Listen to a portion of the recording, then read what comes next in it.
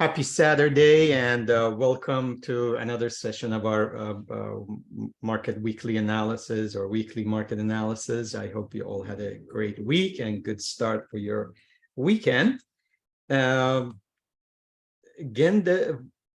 we've had intraday volatility, very interesting time. So as always, we're gonna review what happened, what is gonna happen this coming week, what happened last week, go over the markets, some ideas about emerging markets. I got quite a few lessons of the week and actually few trades of the week that I like to review with you. So with that in mind, let me start with this. We had the State of Union, and it happens obviously every year.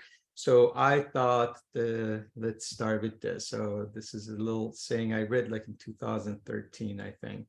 A businessman interviews a mathematician, an accountant, and economist for a job. He asks them, what is 2 plus 2? The mathematician answers exactly 4. The accountant replies, depending on what your interest, depreciation, and taxes are, approximately 2. The economist walks over to the door, shuts and locks it, closes the blinds on the window, and leans over and softly asks, what do you want it to be? So again, that's the reason you never, there's a debate between the between the weather forecasters and economists, which one can really get it wrong or which one has more bias. In this situation, politicians can find economists who share their biases and beliefs to provide models saying what they want to hear, or they simply cherry pick the data to produce the desired media spin. And that's the problem. I mean, we also see it in a lot of pundits. When we are looking at hypothesis, first they come up with a conclusion and then they go back and try to justify. And this happens again in the markets, in the economy, and that's the reason we have this, and that's the reason there's no certainty. So I just thought that was interesting because we are having this hot debate about the Fed. We have the hot debate about inflation, which we will review a little more during our lessons of the week, because as you know, on Valentine's Day, the gift we're going to get is the CPI numbers. So that's what the market is really looking for. So as far as, again, under the hood, we've had our initial jobless claims went up a little bit, but just look at we are actually doing much better than we did in 2019. And one thing caught my eye is this February 9th, our global commercial flights actually went ahead of, this is the highest we've been since pandemic started, and we are ahead of 2019. The same thing with our checkpoint data. So we are ahead of the 2019. So basically what we are looking at, everything is from the global opening.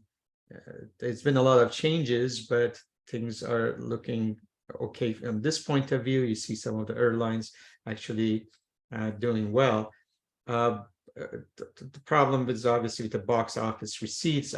We've talked about the consumers really changing their behavior. And of course, we had Disney came last week, and they came with their earnings. And, their Disney streaming line, Disney Plus and ESPN Plus, but especially Disney Plus, is not really doing as well as it should. So it's interesting. All their profit, believe it or not, everything that they make now is coming from the theme parks.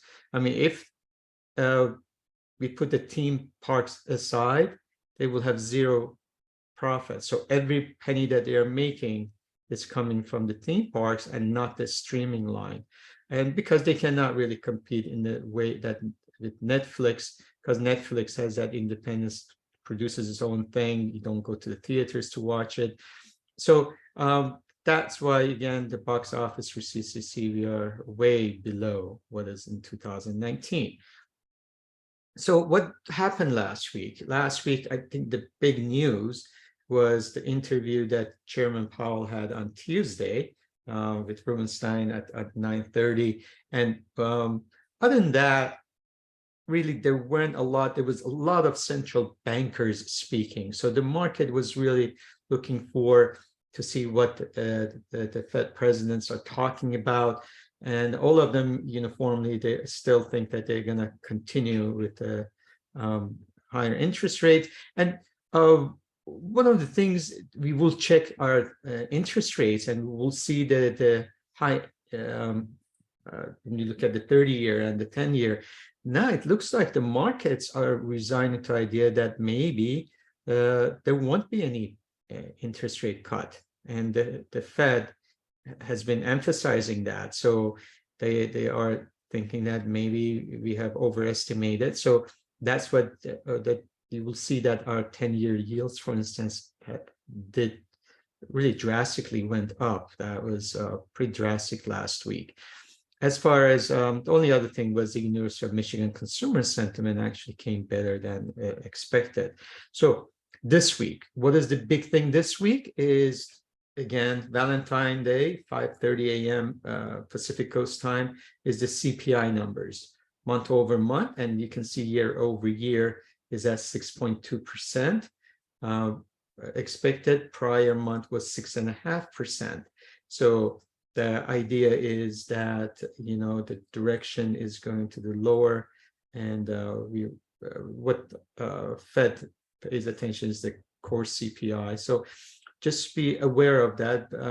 Also, United Kingdom, Great Britain will have at 11 p.m., they will have their CPI. So those are the things that we want to pay attention. Wednesday, we have the retail sales. Again, it's all about the consumer behavior, or how are they spending and how they are spending. Do they have discretionary? Are you using their credit cards, for instance? And then Thursday, I also would definitely pay attention to the PPI numbers from the producer side. So that's also important. And by doing this, the reason I want to bring this out, like CPI, if you are doing the CPI trade, just be ready for it Tuesday morning. And then also PPI has become one of those that, like NFP, you could actually trade it. So watch for that. What you can see, the short-term rates, and you look at from United States to UK, to Great Britain, to basically Europe, you see how sharply they've been rising, while the 10 years from Gilt or German Bunds or the T-notes, they have actually been going down. And then in December, we had a rise, and then we came down. But then you see that, as I mentioned, the markets are now resigning to the fact that maybe there won't be an interest rate reduction. So they're telling us that maybe the Fed is right. The spread, again, this is when we look at the spreads, it's been getting, we're looking at it.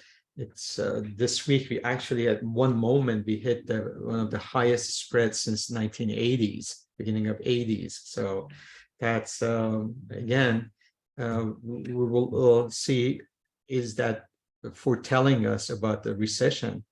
And the idea is now some of the economists believe there might be just a soft landing and no recession. So, well, we shall see, because of the employment. Now, this is another thing happened last week, which we haven't seen in a long time. And what was that? That's the American Association of Individual Investors sentiment. We had a big move up in this comes on Wednesday, big move up on the bulls and a big drop on the bears. And for the first time in a long time, we actually have the spread in a positive toward the bulls. We had about 13%, 12.5% spread that which we had not seen. I mean, last week we were at -5, and as you can see, we've been in the negative zone. So now, so is that a warning sign, or is this real? I mean, people are becoming more positive about the markets. I will have a lengthy lesson of the week on this, so just bear with me. And last week, again, we were looking at the CNN Fear and Greed, we were around 76.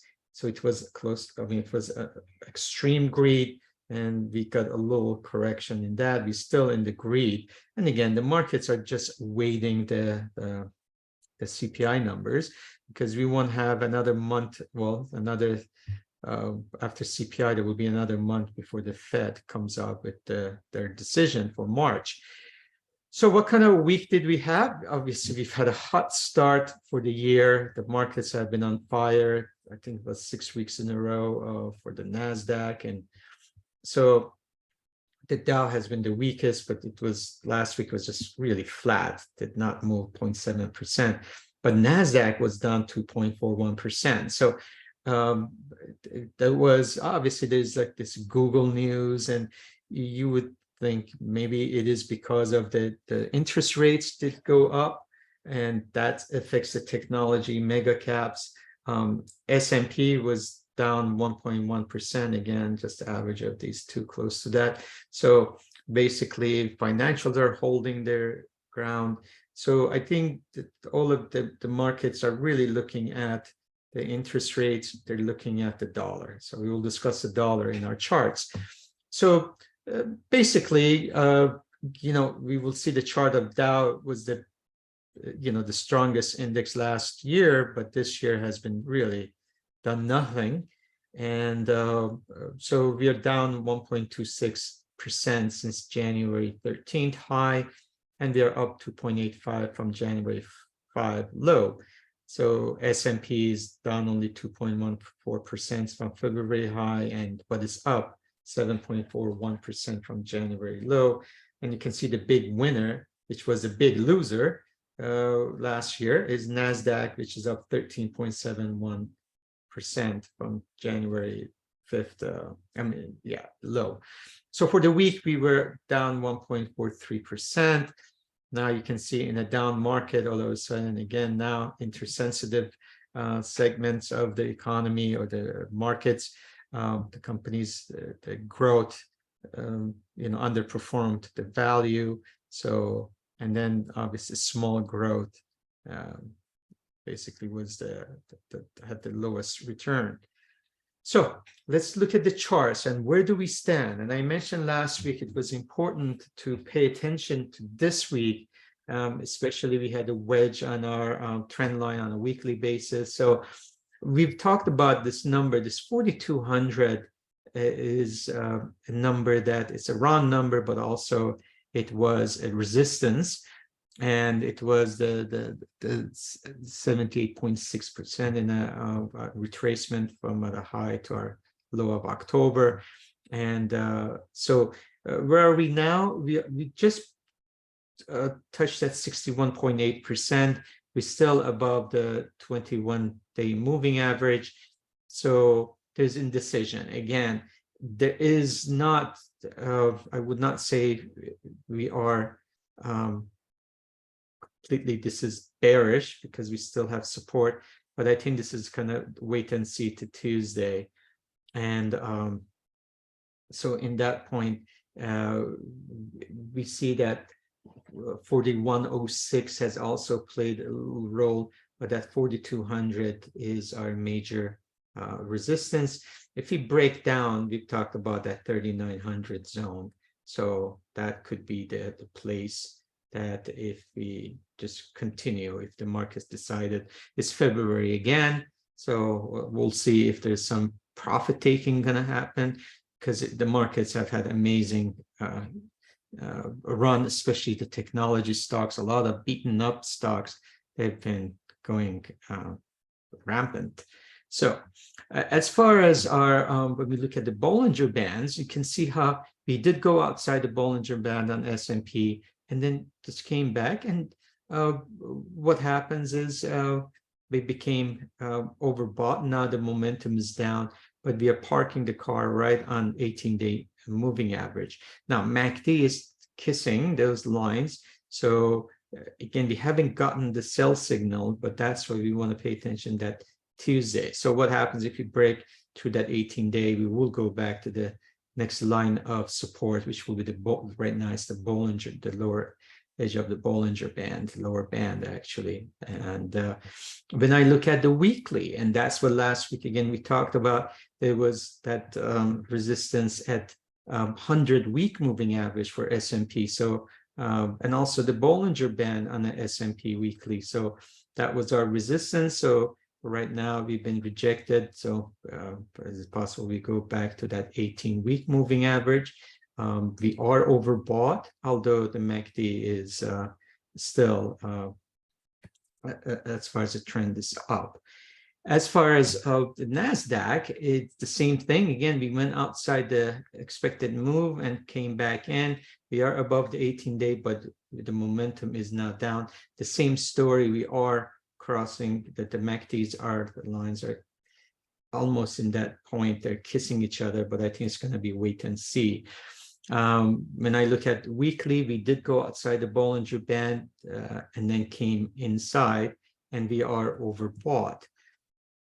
When we look at the Russell, we are right on the 18-day moving average, and the momentum actually is down, and the MACD has crossed.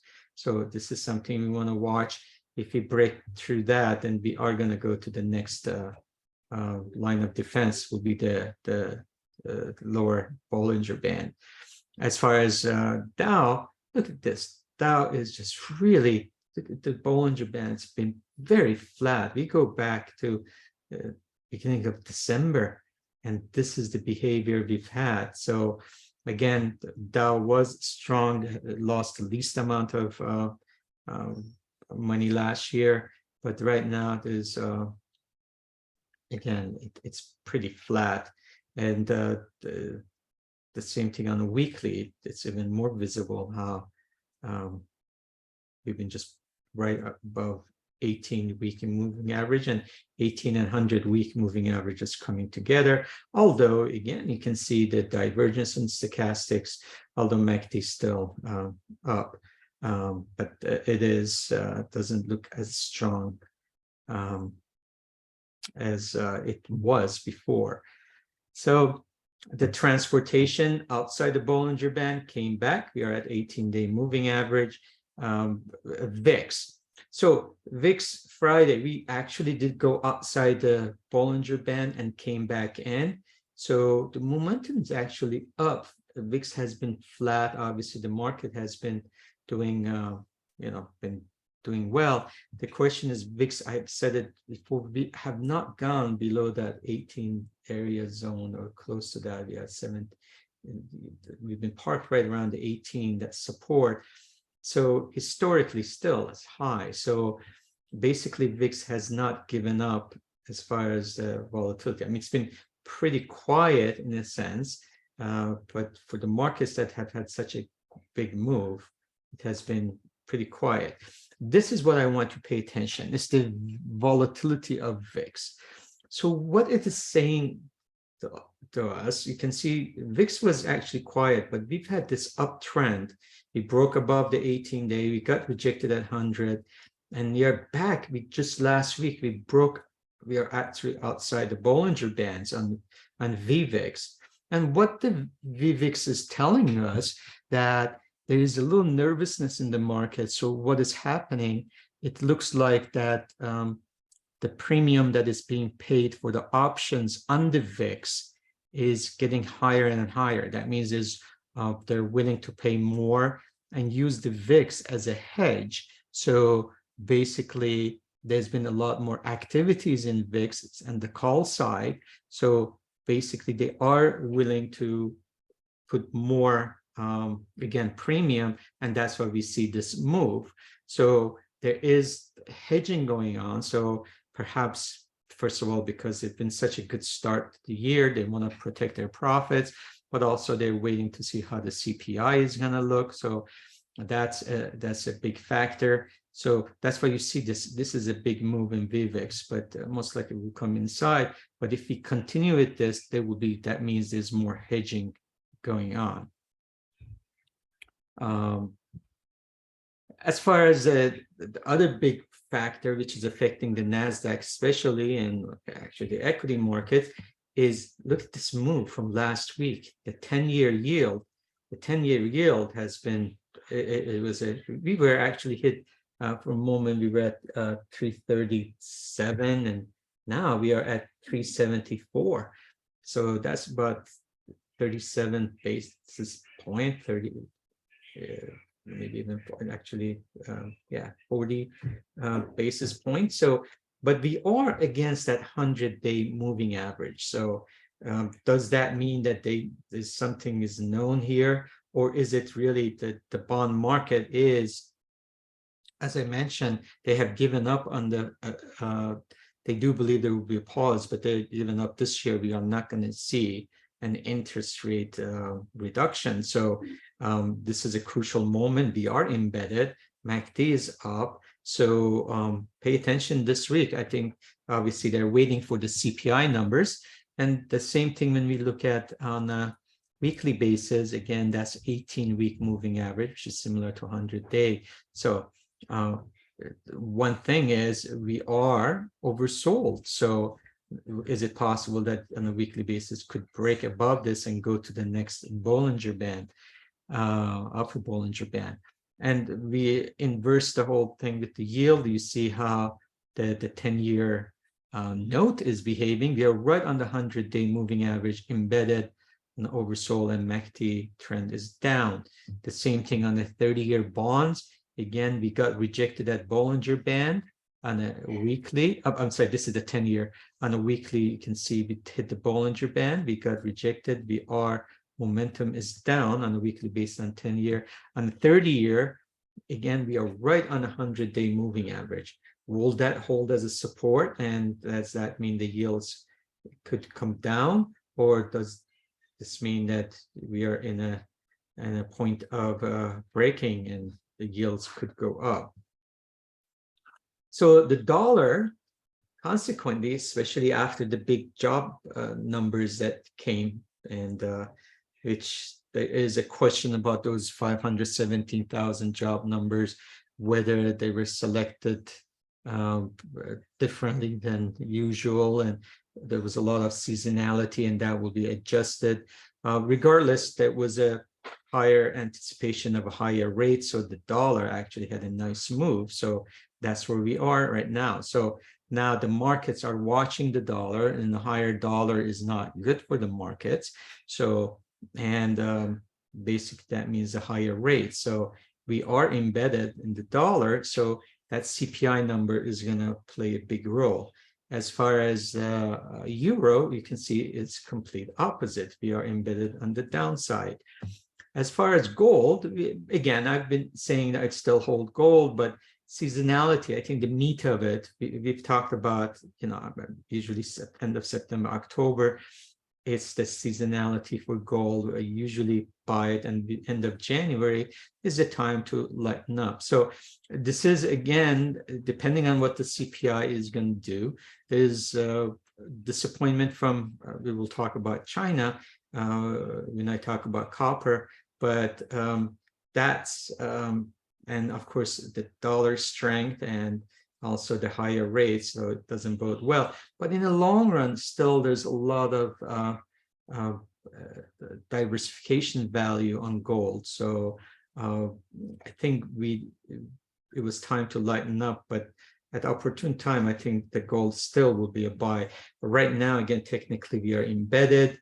MACD is down, so you can see actually Bollinger Bands are opening. And when we look at silver, gold, again, on a weekly, the thing is we are right on the 100-week moving average, and we have a doji, so we might find the support, but we are in an overbought zone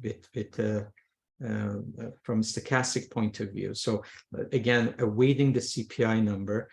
Silver on the daily, we just hit the 100-day. It's a doji, so we are embedded and oversold on the sell side, so we are embedded. So there's weakness. Would there be at least we know that most likely when we got around here outside Bollinger Band, a lot of short sellers are just covered, or they the ones who had sold their calls, or they had bought short, or they had bought puts. They usually cover in that area. So let's see if there's going to be a little bounce, but how much of a oomph it will have. On a weekly, you can see that they could not hold that 100-week moving average, and that's why, again, you see the MACD and the stochastics, the momentum is down. Again, I will put it on seasonality. I still will trade these, and once we get to this, it's copper. I think that answers a little more questions that we have. You see, we had this beautiful move in copper, and what was the catalyst? Well, China's opening. So what has happened then, we had the Lunar New Year, you know, they were off and then finally coming back. But what we see, there's a selling. So there's a couple of things. Number one, it looks like that, first of all, China is not going to be as active in the properties. There's a lot going on that they do have supplies if they were going to use it. So there is oversupply. And their biggest need might be more in the energy side, more on crude oil than industrial. So this was all the excitement, but right now it depends on how active China is going to be. And so far they are kind of backing off. So consequently, we had this sell-off in copper. So we are waiting to see more clarity from China to see what are their decisions. But I think that's one of the reasons, especially for all the industrial metals, that we had a little sell-off. So this was the excitement. This is the reality right now. And when we look at on a weekly basis, though, from technical point of view, you see how much of the resistance was at a 100-week moving average outside the Bollinger Band. And now we are in an overbought zone. So most likely we could go to that 18-week moving average. And Bitcoin, again, speculation, a lot of things have been going on, but there's a little more clarity. And now the question is being asked is, you know, we need regulations, we need clarity. So even all these, you know, we got quite a few cranks and, you know, other ones that they actually been settling the legal issues with the SEC, and basically they want clarity. So hopefully by end of, you know, this year, we'll have something in place so we can separate good from bad. But I believe, again, this was a hype of a speculation. Everything went up. So now we are just, it's a more of a looking at the clarity and just wait and see till if there's going to be another shoe to drop. And crude oil, as I mentioned, it's that $70, that has been the floor 72, I would say. We talked about that last week in depth. This was fundamentally. And we see that Bollinger Bands are getting pretty narrow. It's like between $72 and $80. You'd have the 100-day moving average. Of course, as long as we have Russia selling things on like almost $30 under what like OPEC and other countries are doing, let's say for countries like India and China, but more like India. So you probably don't have a big pressure the upside, but also I don't think OPEC is interested in their enjoying the moments. They need that for their budget. So I'm still in a camp that we will be floating between 72 to 100 as far as this goes. So as far as on the weekly basis, you see we are right on the 100-week moving average, but we are sandwiched between 18 and 100. See how narrow that is. All right. As far as the expected move, it was really interesting week again. And again, the markets respect that. I know last week we did go outside, came inside. This week, we just stayed within. On Friday, we hit the lower edge on S&P, and then we bounced back. Last week, it was about $76 for the range for our expected move this week. Because of the CPI, the market is really putting a lot of volatility. So we are about 105, 106 unexpected move. When it comes to NASDAQ, again, on Friday, we were doing nothing. There was nothing going on for a whole week. And then we went, look where we are. We just bounced off that lower edge of expected move. The Russell was the only one which really broke through, and that was more of a gamma squeeze. And that's, we did go outside and we bounced back, but never got inside. As far as the Dow, you see again inside this exit move, it didn't really move any on Dow. The bonds, there was a sell-off, as we mentioned, about the rates after all the hawkish Fed members talking about that they're going to be relentless. So don't expect to stop. And actually, they were clarifying they're not going to reduce the rates. And gold flat, just right in the smack, right in the middle. Silver stayed within its expected move. The financials flat, didn't do anything.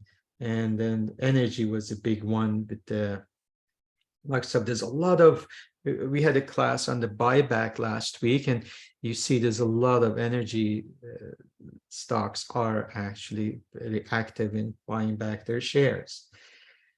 All right, so let's talk about some about emerging markets, which they've been actually performing well because of, again, we had the weaker dollar, they've been oversold, so they've been, and then China opening is really affecting them. So last week, this is as a Wednesday, you see we had quite a few of the markets around the globe that were on a positive side.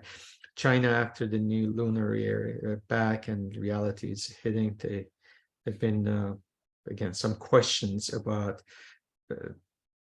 what's going on from their intentions. And of course, we had this balloon situation, spy balloon, or the tensions. It's just reminding the West is what's happening. So there was this selling, and then over the very overheated markets such as Argentina and Brazil, they're having some correction.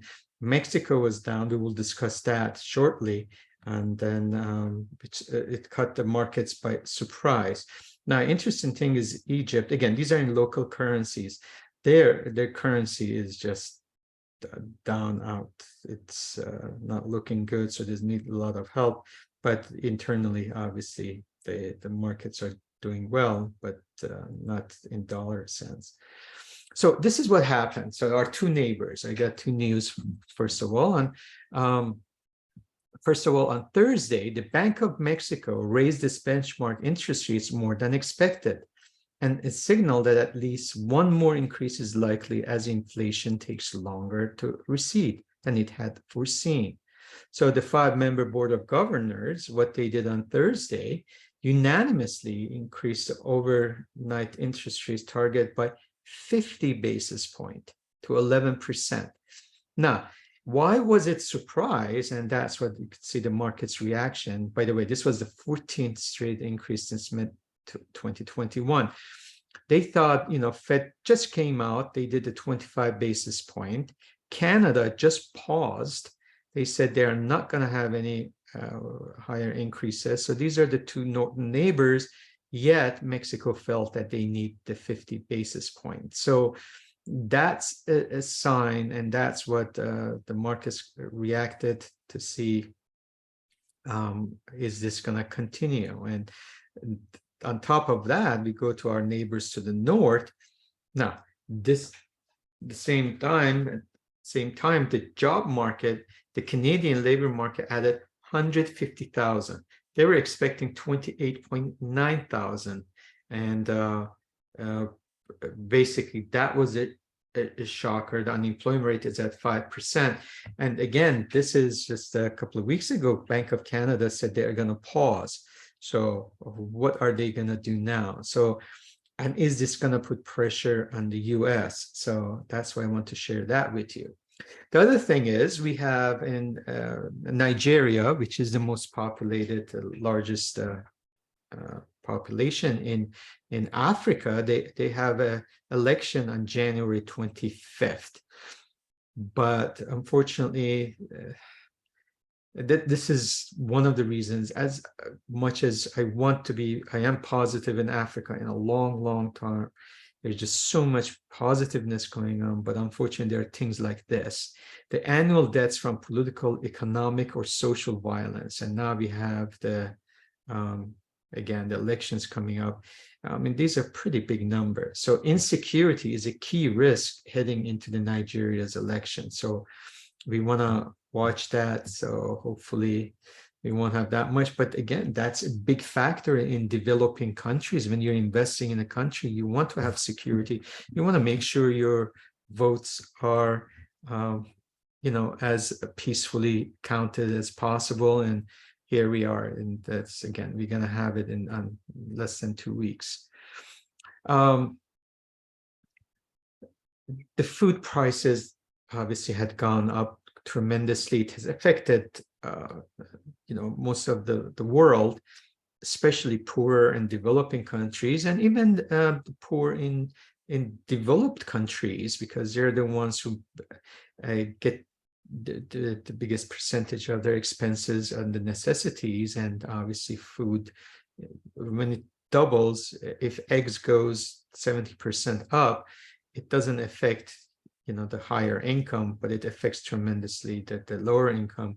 So one thing is, that this is as of January, we've had actually the food prices have been dropping for 10th month in a row. So that's a good news. And we can see we are back to pre-Russian invasion, which was a big catalyst as far as the food expenses going up. So I thought this is good to know, but also it affects on commodity producing countries as well. So, we used to hear horror stories in Africa, which, they use vegetable oil and palm oil, and in Asia, for instance. So it was very expensive. So this is a welcome news, but look where we were though. I mean, it has been a big move.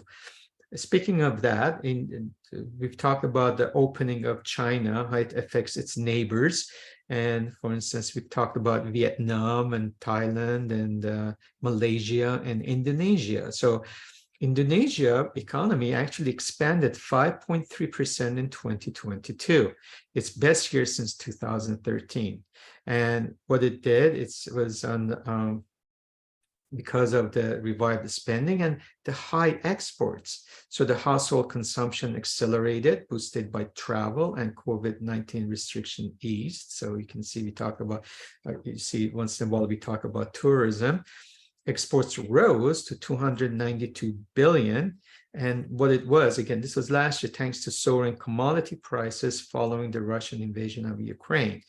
Now, they are the top supplier of thermal coal, palm oil, and nickel steel. So you see there's the positiveness. Now, despite last year's extraordinary growth, Indonesian officials expect exports to slow in 2023 amid an anticipated drop in commodity prices, as we discussed, and global economic slowdown. So that's how it affects, again, these countries when there's a slowdown. But still, the growth will be around 5%. And again, because of the return to travel and household spending. And so the biggest island, they have obviously the major islands. Java is the #1 island when it comes to contribution to the GDP. And then we have Sumatra. And you see how, the mineral fuels, including oil, animal, vegetable fats. So that's the biggest exports, and you see how much China and other Asian countries play a big role as far as their exports. So the healthier they get, the more openness, it affects Indonesia.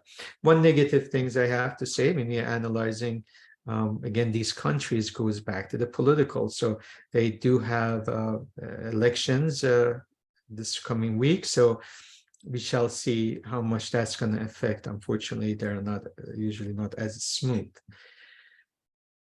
This is, when I do these emerging markets and lessons of the week, what I have in mind is more of I'm hoping to leave you some kind of a reference point and something that is interesting you can save. I am working on actually on our websites to put all these lessons of the week separately on standalone, so you can have a go-to reference. One of the things I found out was interesting. This comes from the point of view of America. The Americans, what is their common questions America asks about other countries? So this is globally. I just have this chart. And then also we have questions about other states. So for instance, why California has so many fires, or Alaska has so many earthquakes, and Hawaii loves Spam. So I want to separate it like continent by continent in a way. So like in Europe, for instance, why France have a rooster on their jersey. Again, these are the most common questions that Americans ask. Why Spain have a lisp? Or Ukraine want to join NATO. I mean, there's some answers, or Finland, and Sweden celebrates Christmas. So anyway, or Canada speaks French. Why United States import oil? And on and on. For instance, why Brazil in South America, why Brazil speaks Portuguese, and Argentina hate the UK, and Chile hate Maroon 5. And then we come to Middle East and Central Asia. Kazakhstan produces so much uranium. Iran hate Israel. Why Saudi Arabia have so much oil, or Turkey fights the Kurds. And in Asia and Oceania, why Australia wears green and gold, and China wants Taiwan, and why Algeria speaks in Africa, Algeria speaks French. And basically, I just thought it's a food for thought. Just if you're interested, just leave it with you with the PDF. Now, we got a few lessons of the week, so I hope you can bear with me. Number one is so far we want to see, again, we want to separate the go-go years of 2010, and we started with the easing, and of course the 2022 finally we got a tightening. So it's that easing money now is tight money. So basically, so far, when we compare to those 12 years, where do we stand? So you see S&P is a little behind it, Dow is way behind it, but NASDAQ had a great start for 2000 in Jan. It was a great January, first actually 6 weeks since the Christmas. S&P 400, the mid cap, they're ahead of the averages. And then Russell, who really was unloved, a lot of small cap, especially value oriented, they had a tremendous beginning of the year. The other thing is the Dow, we want to look at from the gold point of view. Again, it's like not a fiat money. Sometimes you look at the paper money as fiat money. So on the gold, it has been a good indicator to move from one asset class to another. And here we are, you can see since 1978, what was the Dow divided by gold. And you see right around here, 2001, remember we had the internet bubble and everything else. Commodities had done nothing for decades. And then we've had this big move in commodities, and you can see how the stock or the Dow dropped. And then, of course, easing money comes in, the commodities after 2011 or so, they're out of favor. And then we have the upper channel. Now, this channel is now we're getting very close to the lower edge of this channel. So the question is, if we break through this, does that mean that the commodity cycle starts and the stock market cycle ends? So just a food, it hasn't happened, but it's a food for thought. There's a lot of talks, and especially now with the Google getting into this AI, artificial intelligence, with the ChatGPT, the chatbot, and of course Google was down big time this past week. I thought this was interesting research on when we ask ChatGPT, which I've used, and it's like very interesting. For stock picks, here's what it said. Artificial intelligence marvel ChatGPT can write poetry, answer trivia questions, and take tests, but it falls flat with S&P 500 stock picks, meaning you'll need to look elsewhere to bring AI to your portfolio. There are ways to do it, though. Now, financial advice is one area ChatGPT won't touch, making things worse for investors hoping to tap it for stock picks. The AI's knowledge is limited after 2021, when its creators quit feeding it historical data. So what it comes and says, it says, I'm sorry, but as a language model AI, I do not have the ability to provide personalized financial advice or predict the future performance of specific stocks. That's ChatGPT's responded when asked, which stock should I buy? So I thought that was really interesting. I do have on our ETF section, though, some ideas about where are there any ETFs that they use actually artificial intelligence to pick stocks. So we'll talk about that. Now, this is another thing. This was done by Research Affiliate, which I'm pretty close, and they have a lot of smart, intelligent people. It's Bob Arnott's group. And they looked at the CPI in a very interesting way when they're looking at the year over year. So the idea that they have is, the markets, obviously, remember in October, we are like looking at and saying that, oh, the inflation is going down. This is good news. So what they did, this chart comes from them, and they looked at that. Remember, when we year over year, we are looking at 12 months ago where we were. So as the time goes forward, now what we are doing, we're comparing with the higher numbers from the last year. So that's the reason you will see the things coming down. So what you see here is that this is zero. They have looked at 3 years of month over month for the 2 years average, the trailing 3 years. So the projection is, if you are looking at that, what will happen is we will continue going down till June, because now we have had higher numbers to compare with.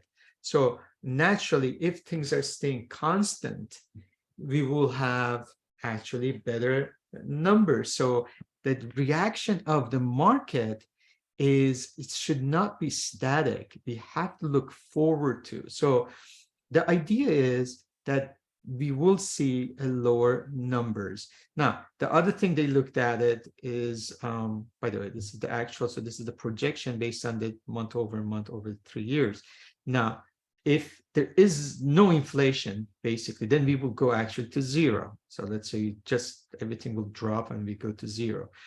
But what they are saying is we might have a smooth ride the first half of the year, but the second half, now we are comparing to a lower inflation numbers from previous year. So their thought is, this is going to be the challenge after June till December. Now the markets are going to look at, and what the Fed is going to do is, are they going to start tightening again? Or I think that's one of the reasons maybe the markets have given up on or the Fed keeps insisting that they're not going to lower the rates. But I thought it's interesting to look at from a different perspective. One more thing, as far as, again, economy goes, this is a Gallup poll. They just did it from January 2nd to 22nd. And they were looking at this year compared to the previous year. Although we hear, obviously, the high employment, and when they asked the people, they found out that the lower income, they felt they are 61% worse off this January compared to last year, and the middle income actually 49%. So we can think of 3 things. Number one, inflation. As I mentioned, inflation, especially in the food side and energy side, affects the lower income based on the percentage of their budget. Also, the interest rates, and that will affect the middle income and upper income a lot more, but also the lower income because of the debt.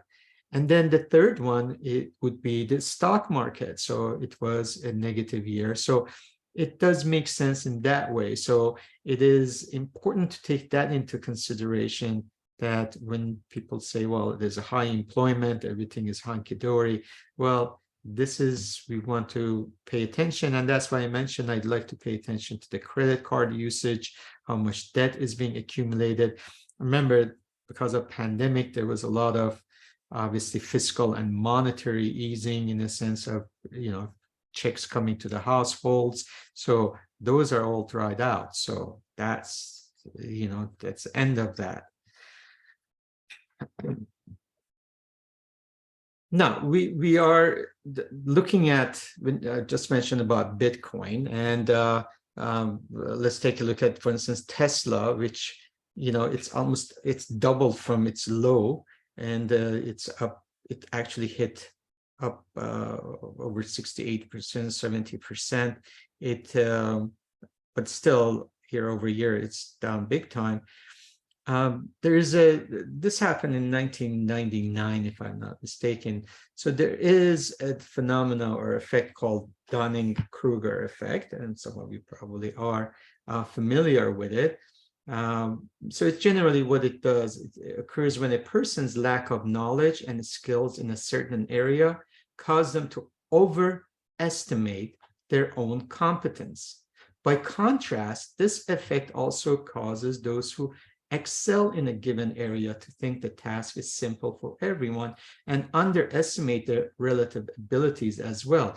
And it happens, a lot of people who are very good at what they do, they're intelligent, but let's talk about financial side, or they're a very good marketing person or management.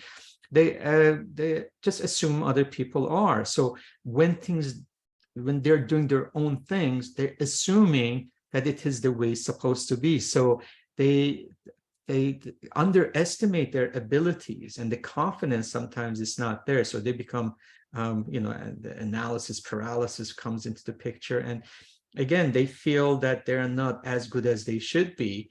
And basically they feel others are better while the others are not. And that's the expertise in a sense. The opposite is when the other people, they overestimate, and it becomes a false sense of security. And it actually turns out to be arrogance. So I just want to see this happens quite a bit in investments. And we can remember the meme stocks of 2021, for instance. So it is common amongst investors. So it translates to investors overestimating themselves and making the wrong investment decisions, eventually leading into a loss. So when it comes to investors, so they come and say, well, how hard can it be? Oh my God, look at what the NFTs did, what was Bitcoin did. Look at GameStop and AMC and Tesla, and everybody's making money. Why I'm not? So they just randomly come in and they buy things, and without really any type of a background. And sometimes they do have the beginner's luck, and it works well for them. The problem is, because of lack of, again, the knowledge, their exit strategy is never there. They just playing it randomly and live on hope. And basically, if the markets turn around, they think, well, if you remember, we have the diamond hands, and we hold it forever. Well, that's living on hope. They don't want to, use any type of, as I mentioned, research. So basically, I thought this is timely because it happens quite often, because of it's so much easier to access financial platform, investment platform, and with no commissions. My God, it used to be hindrance, because if you had to pay some kind of a commission, you would think twice to get in and get out, or buying so many things, different kind of investments. Now it's actually for free. Instead of buying two of them, well, let me buy 10 different things or 12 different, without any really as I mentioned, knowledge. So I think it's important to pay attention to this Dunning-Kruger effect, because you see it all around you. I talked about a recession, and I talked about we were looking at the spreads, and when we were talking about the economy. Now, just thought to share this with you. I've shared this with you in a different way. This is more updated from Bloomberg. This is end of January. And we found out that the leading economic indicators are a good indicator of if there is any possibility of recession. Again, Fed thinks that with the strong data from employment, we're probably going to escape that. But the leading indicators, which you can see this in the blue line, and we've talked about it, the 9 leading indicators, which is the Conference Board, yeah, they have been pretty good in predicting the recession and actually the slowdown. So you see, depends on how many months it takes, sometimes 6 months, 12 months. And you see every time we've been below that, there has been a good chance of a recession, and that's where we are right now. So just a food for thought. The second part is that we've talked about the spread. So this spread is a 3-month T-bill minus the 18-month forward 3-month T-bill rate. So we are not looking at, it's like a 2 and 10 years. So this is a little different approach. So as you can see again, when we are below 0, there is a chance that it happened in 2000, it came out in 2007, gave us the foretell, but 2008, 2009, and it happened actually in 2018-19 before even pandemic. So this is where we are, one of the lowest we've been. So just again, just using the data to share with you. All right, I'm going to spend a little time. Every week, I talk about American Association of Individual Investors sentiment, which, I've followed them for this is the 33rd year. And actually, I have spoken in the conference before. And it's interesting, there are more involved investors. They are more seasoned. Generally, they are retired. Not they're getting a little younger, but average age used to be over 60. So they are more astute, and they are more of a long-term fundamental investors. And that's the reason there's a lot of attention given to them. I do have one of my lessons of the week. We've been through about analysis of who they are and what is the significance of this. Today, I want to go I went some research on the historical data. I want to go back to like 1987 or so, see what is, as far as where do we stand, how they have done things. And as I mentioned, we just went to the spread of 13 plus. So we are at 37.5. And I want to show you this. This goes back actually to September 14. You see, this is the highest we've been as far as the bulls go. And the bears, this is, we are at 25%. And this is the lowest, as you can see, we've been since September 14th. So it has a significance. October 15th, right around that time, we hit the lows, and since then we've had almost 20%. That was the bottom. So I wanted to see where we were at that time between October 12th and 19th. You can see we were right about, let's say, 21, and look at the bearishness. So it is a sentiment. It is a contrary in some ways. The whole idea is what they're saying. They're saying that, like here, they're saying in 6 months from October 19th, only 22% of the people that surveyed, they assume that the markets will be up from October 19th. 56% thought they would be down. So that's the significance. So they're looking at 6 months from then on. Then I want to look at right around end of last year, before the 2022, as you know, we just went down, and you can see, again, we were very bullish on December 30th, 2021, and we were, 30% there. So it was about 7%, 7.1 spread. And then after that, that's just, we kept going down, but that doesn't mean contrarian, because what happened, the negativity came, and people could feel it. So we only had like one positive, but basically, and these are the weekly high and low. So this is more of a study for you, in a sense that I just want to provide you this, and I just kept going to show that there was so much negativity, and that's on October 13th.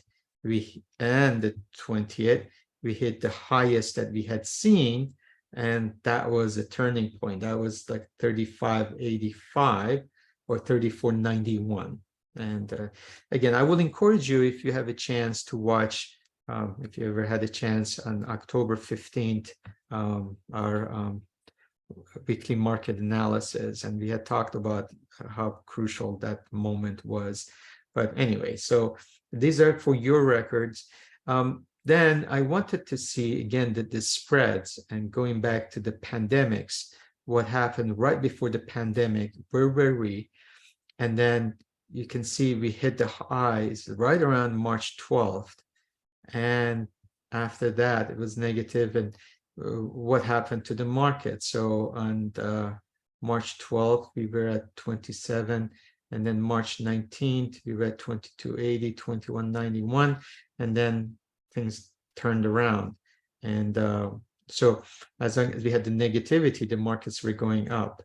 And of course, we had the election, then everything turned positive. If you recall, all of a sudden we have this big bulls assumption. Yeah, this is just, again, more of a reference. I want to show you every single year, what was the average for that year, the bull and bear spread. You see the only times that we were negative was in 2008, right before 2009 bottom, and 2009 we were negative. After that, we've always been positive. And then in 20 we were negative, and of course the following year we were, well, that year we became positive. 22, that's the highest negativity we've had.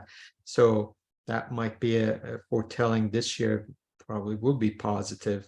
And then when you look back to 1990, look at the 2000, we had 49.4% bulls and 24 bears. And of course, that was the beginning of the big bear market. We went from 1457 to 978. So, and the same thing in 2005, 2006, we were up, but 2008, when we got negative, following year we were positive. So anyway, I just want to share that with you at the end. These are the averages of everything that we've discussed it. So average of all the years, what was the standard deviation from their mean, what was the maximum? The maximum we've had was 75%. I think it was the 2000 or 1999. I'm not sure. We had the bullish. Let's see. Oh, these are averages, sorry. But I believe it was 1999 or so. And the most bearish we had was in 1989 or 87. It was pretty bearish. I have to look. Bearish. But anyway, it just now the minimum, the 12%, somewhere in oh, here we are. I don't have the maximum, I have the minimums. So you can see in 1990 we were at 12%, and for the 6% it was 1987. The bears were, this is before that big Black Monday. So anyway, so I just want to share with you. I hope that was helpful, something about the sentiment. The last, but I think this is the last. Oh no, I still got more lessons. Now, as far as the rate cuts, that's what I'm just we've talked about dot plot. Again, that was the lessons of the week, what the Fed members think. And you can see in the 2022, they were thinking that that at least we're going to go to 4.375 unanimously. And now for 2023, you see they are going to keep it at 4.875 all the way to 5.25. So you don't see anyone really going below this. Not until 2024 you see that the dot plot gives us the lower rates, and then eventually in 2025, and the thought is maybe we'll go back to that 2.5 to 2.25. Sorry, here, but the long run, this has, after 2025, that's what the aim is. Again, that doesn't mean anything. So anyway, it's just a dot plot. That's why I mentioned the Fed has no plan, and I think the markets are coming to that conclusion this week at least. Earning per share revision, we've had a lot of earnings. We'll have more earnings coming up. The upgrades and downgrades, you see, it's interesting that so up to downgrade ratio, which is a good sign, and what has been the earning estimates. So you can see the earning estimates have come down, but up-down ratio is about 1%. Europe, and we've talked about in our investment themes, Europe has had a healthier upgrades and also up to down ratio. Asia is still in positive. It's interesting, Japan has a down change to the 22,008 earning per share estimate, but it has the highest, it has a 0.8 ratio of up to downgrade. So it's interesting to see what's happening with Japan, especially with the election of or candidate for the new president of the central bank. So he's a centrist, and see that finally Japan is getting out of trying to produce the inflation and keeping the currency down. So they feel that the inflation is there. So it's going to be interesting how they will change the policies in that. So it's another market you should look at. All right. Okay, you're done. Now I got a few lessons on trade of the week. And this one is a trade I did. I just want to go a little like an anatomy of a trade. I just want to share with you. This is the Apex trade that I did on that was Tuesday or Wednesday. It was Wednesday, and or Monday. I'm not sure. When did I do that? Anyway, what happened was so I used only 2 contracts, so it was a 2 S&P contracts, and basically my aim was to go short, and I think I did 8 or 9 trades. I think I did 8 trades, 2 contracts at a time, and so I go in and out. Unfortunately, I couldn't do much somewhere around here because I had to take my son to school, and then basically there was a little missed this whole thing. But anyway, so it produced $1,900, and that was like in a couple of hours, basically from 6:30 to 8:30. So I want to just share, I can go a lot in depth, but I just give you the simplest thing why I did take this trade. Actually, it was 2/6. So it was February, 2/8, February 8th. Which was actually Wednesday. So what you could see is it was past 6:30. When we fill the gap, and you see we've been frequently filling these gaps. This gap was filled the following day. This gap was filled the same day, Tuesday. And then this was Wednesday's gap. And basically what you could see is once we fill the gap, then you see a reversal. And these lines are my first hour. That's why I call it first hour strategy. So my philosophy was on the strategy. We filled that gap, and then I saw this red. I was using 2 or 3 minutes. I also use 1 minute. I went short, and I just want to pay attention to this first hour. So once we broke through that, and then you can combine it with the moving average. This was I used this one, and I got out right around here actually, and basically once we're out of this range, that was a big move, and it acted as a resistance for whole day. So you could have used a strategy once it's broken down. You could have, again, even here, you could have done either basically sell credit spread or buy put spread, or once this happens here, you could even just do vertical put spread.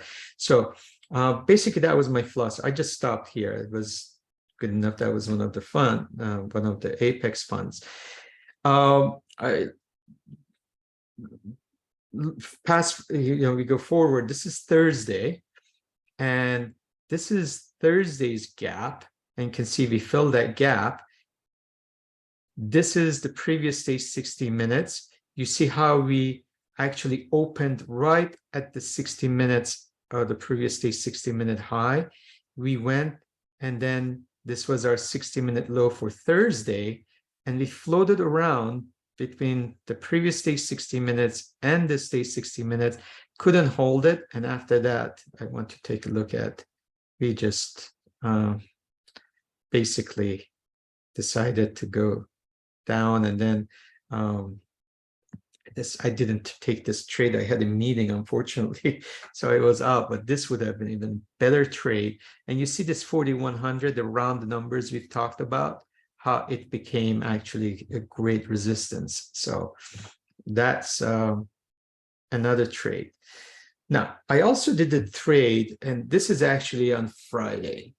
Now, this was a losing trade, and I just want to use it as an experience and just share it with you that, by the way, this 4102, again, the round number. So what happened was, it was, you see these lines, that was the 60 minutes for high and low for Friday. And what I did, once we got here, I said it was at 12:43 or 12:42. The idea was, you know what, this is,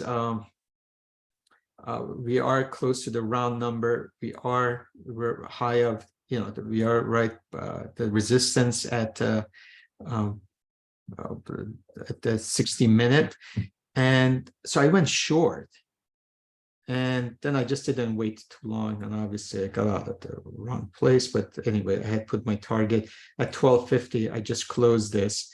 And then, so that was a losing two trades. Toward the end of the day, right before, I don't like to lose. So I just wanted to get at least a little bit of the money back. And I did that.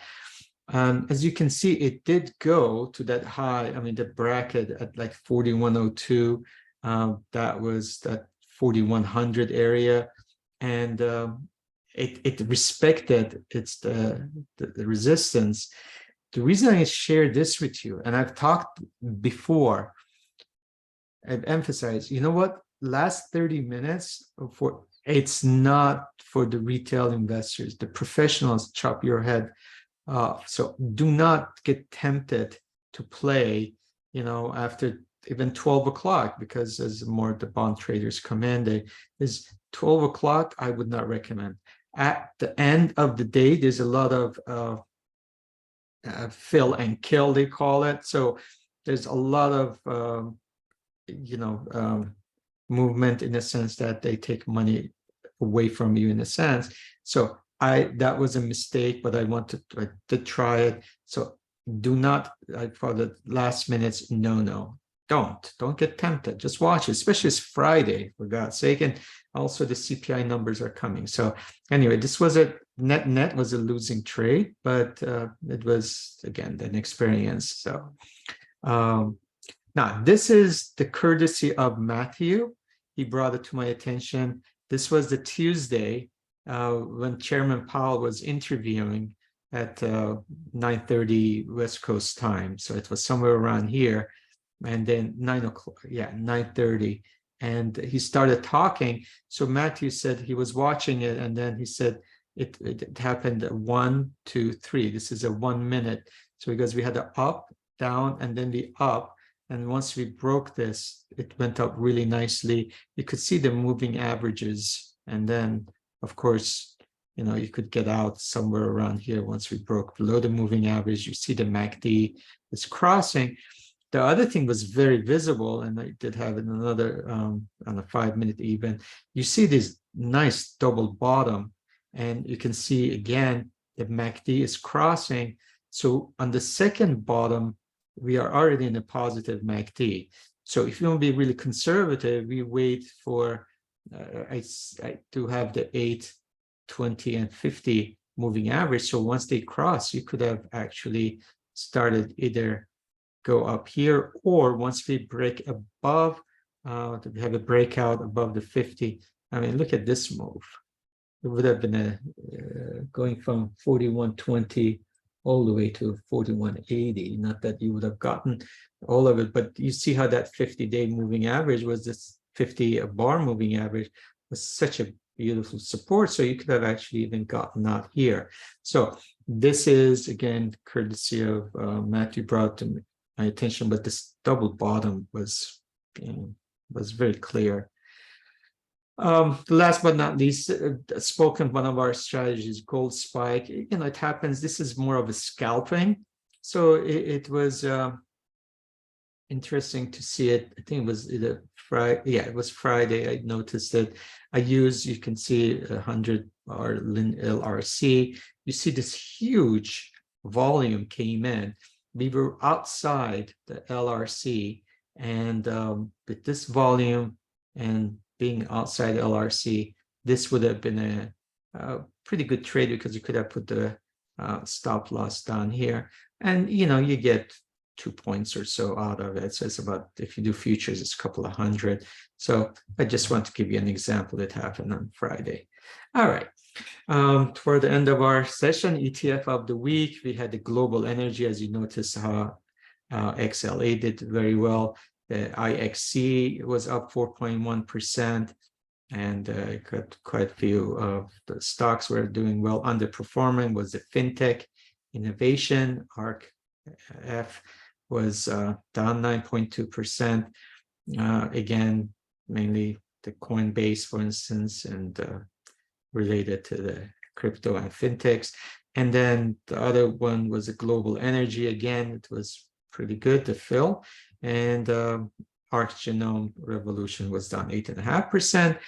As I mentioned, there's the ETFs that the AI picks the portfolio for them. You use the supercomputers, and the largest one is the KOMP. They have almost 8 billion under management. So, and this is one of the companies you can see, or you can look at their holdings. There are a lot of small ones. Now the AIVL has 424 million. So just again, another idea for you. The last but not least, I want to look at January. We had huge flow of money coming to the ETFs. So we had international, again, because of dollar China focus, cyclical sector, and emerging market debt ETFs. They had a large flow. So you can see these are the previous years. Previous years. The month you can see at the end of the last year, and then this year. I'm sorry, this is the 10-year average that we've had, and this is for January. You see, we had almost double, not quite, but double what we averaged in January. So just a food for thought. Stock of the week, there's nothing major. We've talked about this. Again, I want to use the expected move. Look at what happened to Tesla. We did go outside Doji, and then we just closed right inside the expected move. So watch these expected moves. Last but not least, we talked about mid cap. So I thought for the squeeze, let's look at the companies who are basically, I'm using the setup. They offer us the best technical and the setups. These are the companies, and just for your information. And we still got some more earnings coming up this week. We have Coca-Cola and Palantir and Airbnb and Roku and Shopify and Roblox, so DraftKings, so and AMC. So just a food for thought. Some more, again, a little more information about them. Expectations: Coca-Cola, Shopify, Airbnb, Palantir, Roblox, Roku. So thank you very much for your patience and attention. I hope you found it informative. And with that in mind, I'm gonna stop the recording and open up for the Q&A.